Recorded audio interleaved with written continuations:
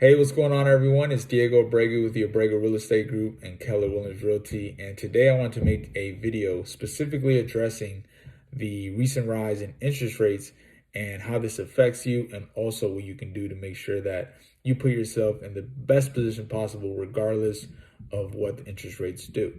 Now, the first thing you want to understand when you're talking about interest rates is, how does this affect your overall situation? Well, the most obvious one is that it affects your monthly payment.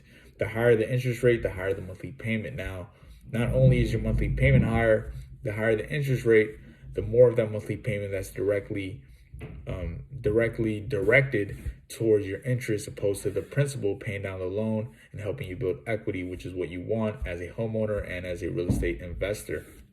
So with interest rate rising, has recently caused a lot of people to scatter around and really try to lock in some assets and try to lock in some real estate.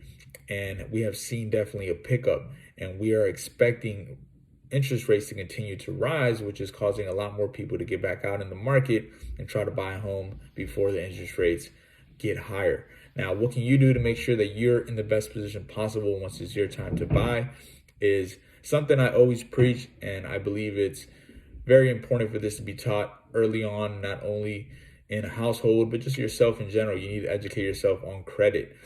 You need to make better financial decisions and make sure that you are doing everything you can to improve your credit. The better your credit, the better loan terms you're going to get, the better interest rates you're going to get, and just in the better overall investment situation that you're going to be. So do what you need to do to make sure that your credit is improving. If you need to speak with a credit repair person and you're not educated on what creates good and bad credit, please feel free to shoot me a message. But that is the one thing that I truly want you to get out of this message, is that if you've been ignoring your credit and you have goals to invest in real estate, please improve it. It's going to help you out a ton. And secondly, what else you want to do to make sure that you put yourself in a good position is to continue to pay down your debts. Overall, put yourself in a better situation, because interest rates not only affect your monthly payment, interest rates also affect your overall affordability. So if prices stay the same, which we're 100% expecting that too, because of the low inventory, your affordability is going to go down. That $500,000 house is not going to be the same as it was 2 weeks ago or a month ago, right? Because interest rates are rising. So with interest rates rising, your monthly payment rises. Now, all of a sudden, you're not pre-approved for that same home.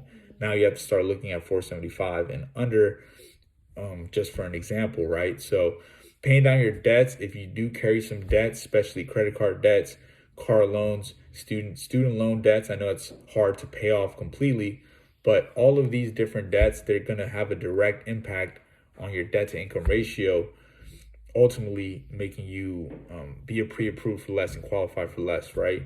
So the more you pay down your debts, the more you increase your credit, the better situation you'll be, the more purchasing power you'll have, and the lower your monthly payment. All right. There's always good deals out there. Don't be too discouraged with interest rates rising. One thing to understand is that interest rates are still in the mid threes and it's still historically low. And that's what you need to get out of this, is understand that it's still in a really good position and you can still secure a great investment. There's always deals in every single real estate market.